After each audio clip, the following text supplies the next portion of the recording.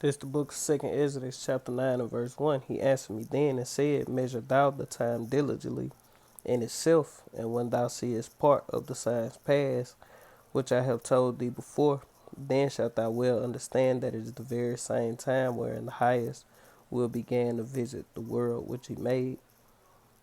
Barakatah Yahweh, Barakatah Yahweh Shai, Barakatah Yahweh, Barakatah Yahweh Shai, Barakatah Yahweh, Barakatah Yahweh Shai, call Lord La Yahweh, Ba'ashem Yahweh Shai, Ba'ashem Kakadash, double honors to the apostles and the elders of Great Millstone. Rule well, been a great example to the younger brothers in the truth, and peace and blessing to the hopeful elect. And we're going, before I play it, I'm going to get this. This 1 Timothy chapter 6 and verse 20. It say, O Timothy, keep that which is committed to thy trust. Avoid profane and vain babbling and oppositions of science falsely so called. You know, because all this, what we finna hear is all false science, man. It's all bullshit, man. It's all to deceive the earth. You know, put that covering cast over all the people, man. You know. Scientists in Israel say they've discovered a previously unknown form of early human after studying fragments of a fossilized skull and jawbone. They were found at an archaeological site near Tel Aviv. It's thought they could explain genetic links between modern humans and Neanderthals. Now, a remarkable scientific discovery has been made in China. Researchers say they found the skull of what they believe is a new species of human, which could be our closest evolutionary relative. If confirmed, Dragon Man, as he's been named, would replace... And it's all the false science, man. It's all a whole bunch of bullshit. The Neanderthals as our sister species.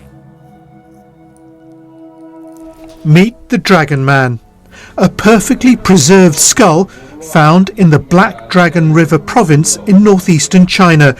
He's thought to be a new species of human.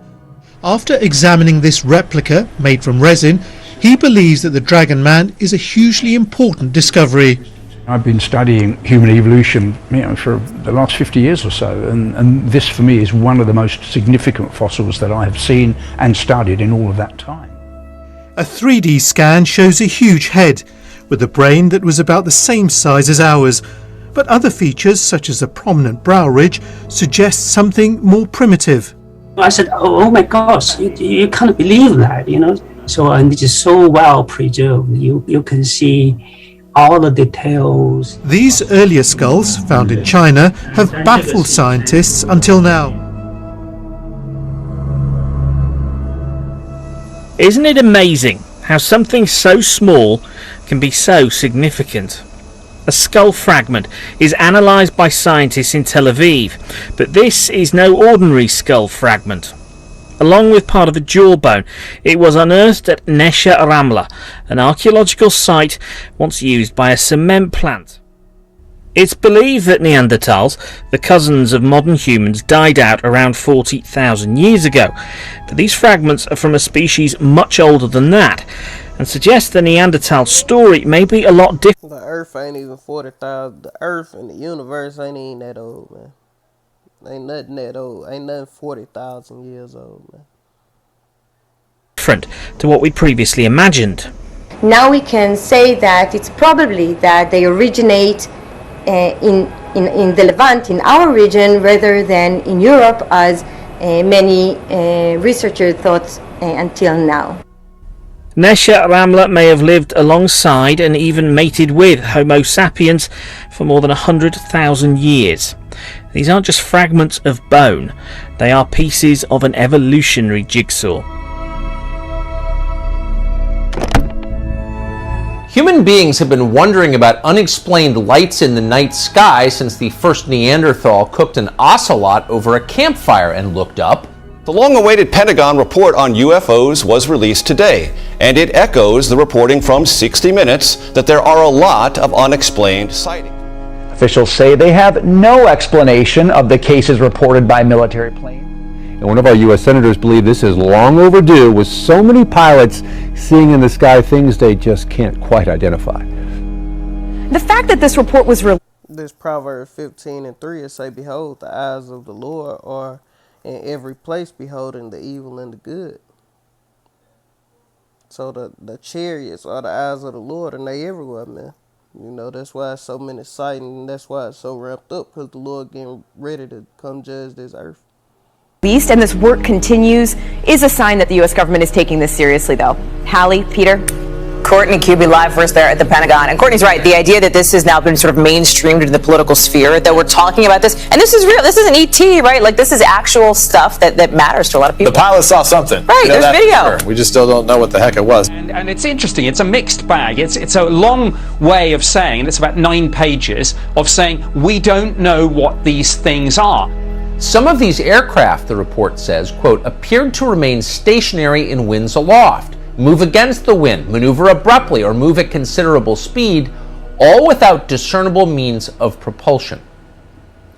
So we do know that no government in the world possesses anything like this. No technology. Right. Because these are the chariots of the Lord. This Isaiah chapter 31 and verse 1, it say, woe to them that go down to Egypt for help, and stay on horses and trust in chariots, because they are many, and in horsemen, because they are very strong, but they look not unto the Holy One of Israel, neither seek the Lord, Yahweh, Ba'ashem Yahushai. Yet he also is wise. So like it say, yet he also is wise and will bring evil, and will not call back his words, but will arise against the house of evildoers, and against the help of them that work iniquity. Verse 3, now the Egyptians are men, and the modern day Egyptians, are you Americans, are men and not God, and their horses are flesh and not spirit. See, the chariots are spirit, you know. The chariots of Israel, the chariots of the Lord, the eyes of the Lord, they are spirit. They not flesh. They not carnal. They're spiritual vehicles. When the Lord stretcheth out his hand, both he that helpeth shall fall, and he that hoping shall fall down. And they shall all fail together, and they all shall fail together. So like it. This exists that we know of. The Pentagon seems fairly certain these are not Russian and they're not Chinese. So what are they? The report doesn't say. It notes only the report ain't gotta say. You got the men of the Lord out here telling you what they are, man. They're the chariots of Israel, man, the angels. obvious.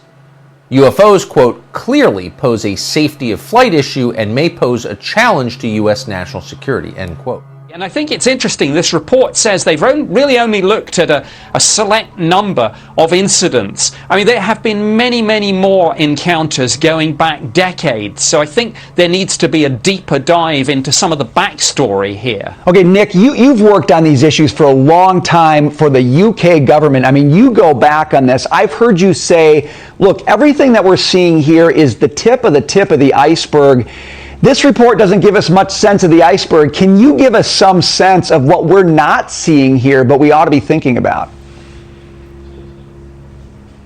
Well, there's certainly a classified annex to this report, and that would be interesting, and it'll be fascinating to see over the next few days whether anything there leaks. A lot of that, I think, will be highly technical, but former DNI John Ratcliffe revealed earlier that there was satellite imagery, for example, of these things. So that's one thing that I think people would be fascinated to know.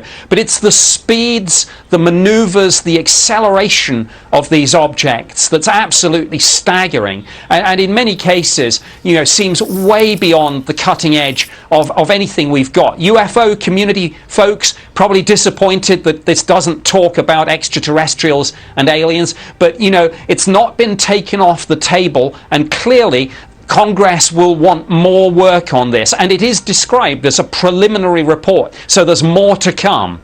Well, I think everybody is interested in the more to come. I think some were hoping for a more definitive answer here, but I guess we're not going to get that. That means the conversation continues. Nick, we appreciate you being a part.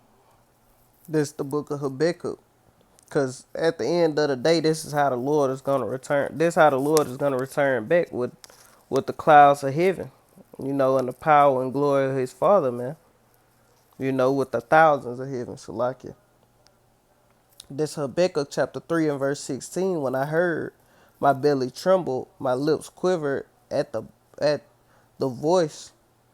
Rottenness entered into my bones, and I trembled in myself, that I might rest in the day of trouble, the day of the Lord. When he cometh up unto the people, he shall invade them with his troops.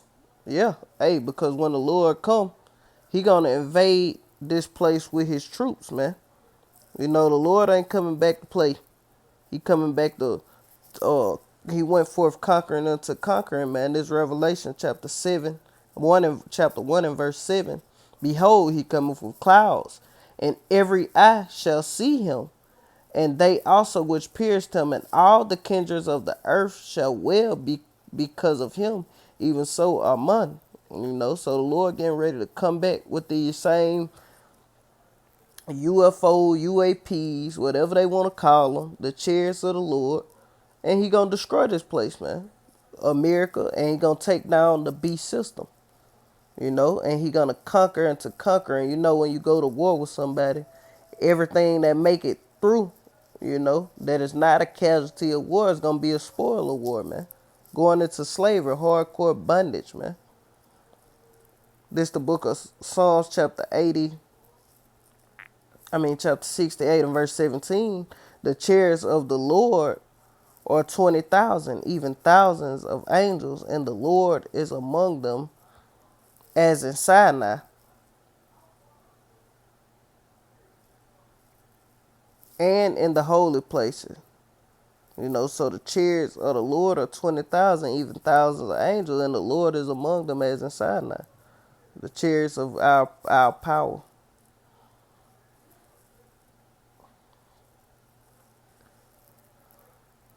This the book of Second Exodus, chapter 2. This the book of Second Exodus, chapter 13, and verse 1. It say, and it came to pass after 7 days I dreamed a dream by night, and lo, there arose a wind from the sea, that it moved all the waves thereof. And behold, and lo, that man waxed strong. Who was that man? Yahweh, with the thousands of heaven. And when he turned his countenance to look, all things trembled that were seen under him. And what they did just say in Revelation? Revelation chapter 1 and verse 7. It say, behold, he cometh with clouds, and every eye shall see him. And they also which pierced him, and all the kindreds of the earth shall wail because of him. Let's see what that was.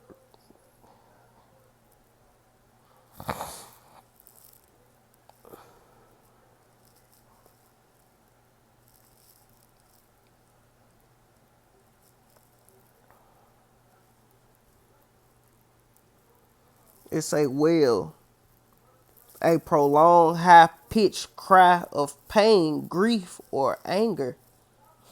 A prolonged high-pitched cry of pain, grief.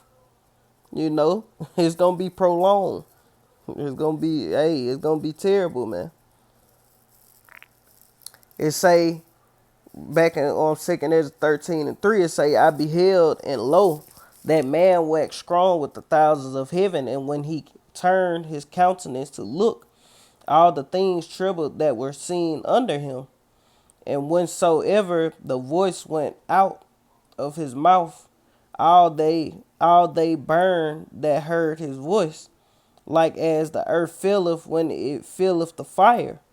And after this I beheld, and lo, there was gathered together a multitude of men out of number from the four winds of heaven, the armies, these armies of these different nations, to subdue the man that came out of the sea. But hey, they forgot that the Lord say he not coming as a man. You know, he coming back as a God, immortal, you know. It say,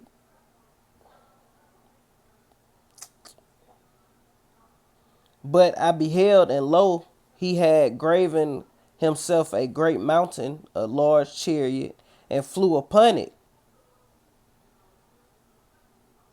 And after this I beheld, and lo, all they which were gathered together to subdue him were sore afraid, and yet durst fight. And lo, as he saw the violence of the multitude that came, he neither lifted up his hand, nor held sword, nor any instrument of war, but only I saw that he sent out of his mouth as it had been a blast of fire, and out of his lips a flaming breath, and out of his tongue he cast out sparks and tempests. And they were all mixed together, the blast of fire, the flaming breath, and the great tempest, and they fell with violence upon the multitude which was prepared to fight, and burned them up, every one. So upon a sudden innumerable multitude, nothing was to be perceived but only dust and the smell of smoke. When I saw this, I was afraid. And it's the same thing Habakkuk saw ultimately, man. That's why he say he wish he was at rest in the day of trouble, man.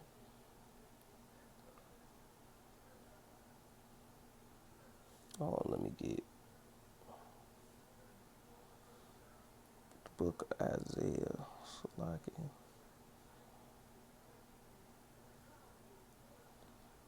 Before I get my last precept, this the book of Isaiah,